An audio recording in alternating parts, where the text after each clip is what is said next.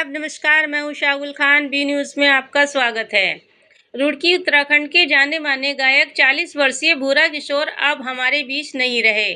उनके कई ऐसे गाने हैं जो काफ़ी ज़्यादा फेमस हुए हैं। शायद यही कारण है कि भूरा किशोर ने लोगों के दिलों में एक अलग ही जगह बनाई है।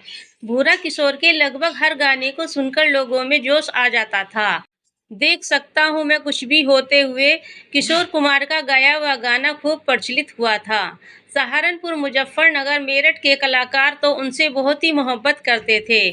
देखो वीर जवानों, अपने खून पे ये इल्जाम न आए। देखो वीर जवानों, अपने खून पे ये इल्जाम न आए। माना कहे के मेरे बेटे, वक्त पड़ा तो काम न आए। आज बड़ा ही दुख की घड़ी इसलिए है कि रुड़की के जो भूरा किशोर हैं, जो हमारे दोस्त होते थे और बड़ी ही सुरीली जिनकी आवाज़ थी, और रुड़की में क्या पूरे हिंदुस्तान में जिन्होंने अपना एक मकाम बनाया हुआ था, और उससे बड़ी बात यह है कि उनकी बहुत बड़ी शख्सियत थी। वो अपने आप में एक बड़े मोहब्बत के इंसान थे।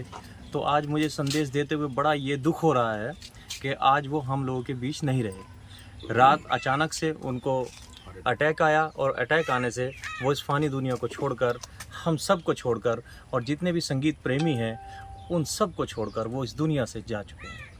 तो आज हम लोग उनके घर पर हैं, और जितने भी हमारे आर्टिस्ट हैं या उनके दोस्त हैं, कलाकार हैं, जो सिंगर होते हैं, वो सभी यहाँ पर उपस्थित हैं। वो हमारे बीच रुड़की की जो एक शान है, और जो बहुत ज़्यादा मोहब्बत करते थे भूरा किशोर से भी, हम सभी करते थे, लेकिन आधा हर कदम उनके साथ कंधे से कंधा मिलाकर खड़े रहने वाले और पूरी जिम्मेदारी निभाने वाले जनाब शेरू मलिक साहब, वो हमारे बीच है। तो हम उनसे जानेंगे कि शेरू भाई, ये कैसे हुआ, आप थोड़ा सा बताइए, हादसा कैसे हुआ। भाई, मुझे भी बड़े दुख के साथ कहना पड़ रहा है अपने भूरे भाई के लिए। मेरे बड़े भाई थे, और मेरे लिए उनके जो उस्तादों में गिनती हुआ करती थी, और उन्हीं से मैंने बहुत कुछ सीखा है।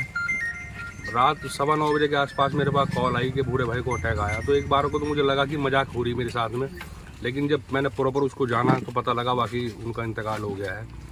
बड़ा दुख है। रात से अब तक, रात भी हम लोग यहाँ 2 बजे तक बैठे रहे। सुबह भी मेरे सहारनपुर के सभी साथी यहाँ आ गए थे, और मैं अल्लाह ताला से यही दुआ करूँगा कि अल्लाह ताला उनको जो है आला से आला मकाम दे। और भाई, बड़े मेरे लिए तो बड़ी दुख की बात। नजराना सलमानी जो यूट्यूबर हैं वो भी यहाँ उपस्थित हैं। तो आपको कैसे पता चला, कैसे जानकारी मिली कि भूरा किशोर अब इस दुनिया में नहीं? जैसे आप बताया शेरू जी ने कि एक बार को तो लगा के मजाक है, लेकिन मजाक नहीं था, ये हकीकत थी। और हम सबको ही बहुत ज़्यादा सदमा लगा इस चीज़ का। तो सभी करेंगे, क्योंकि हमने तो सब कुछ ऐसा था, हमारे जैसे बिल्कुल बड़े भाई जैसे हों, पापा जैसे हों, और हमें तो इतना सपोर्ट करते थे। हमें तो बहुत दुख हुआ। अल्लाह उनको जन्नत नसीब करे। ममता जी, जैसे आप सुना है कि आपको भी हर वक्त जितने भी प्रोग्राम हैं, आप सभी प्रोग्रामों में उनके साथ रही हैं, उपस्थित रही हैं, आपको बहुत मानते थे। तो आपको कैसा लगा जब उनके साथ आपने ये खबर सुनी? मेरे को रात 10 बजे कॉल आई। मैं गांव में गई थी अपने घर, बल्कि शाम 7-6-8 बजे करीब मैं वैसे बातचीत करी उनसे, मिल कर भी गई थी। मैं शाम के टाइम 5 बजे करीब, तो रात के टाइम 10 बजे के करीब मेरे को फ़ोन आया।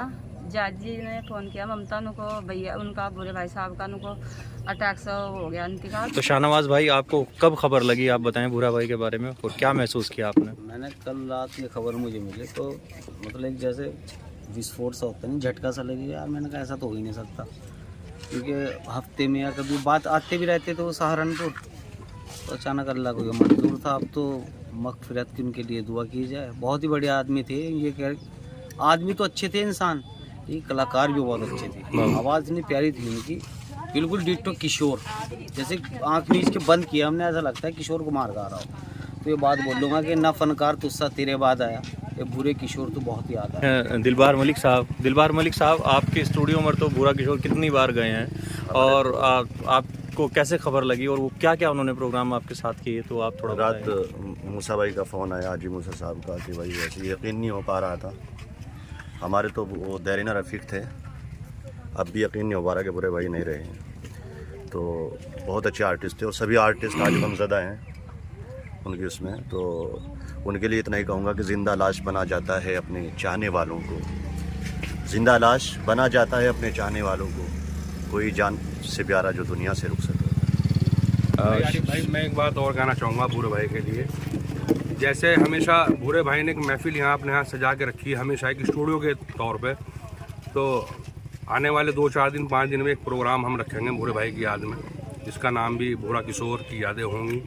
और उसमें मैं आपको सभी लोगों को, सहारनपुर की जितनी टीम है या भूरे भाई से जुड़ी हुई जितनी भी टीम है, मैं सबको ये आमंत्रित करना चाहता हूँ कि ये प्रोग्राम मेरा होगा। सबके नंबर मेरे पास नहीं है, जिसको मेरी वीडियो मिलेगी वो लोग सभी इस प्रोग्राम में शिरकत करेंगे।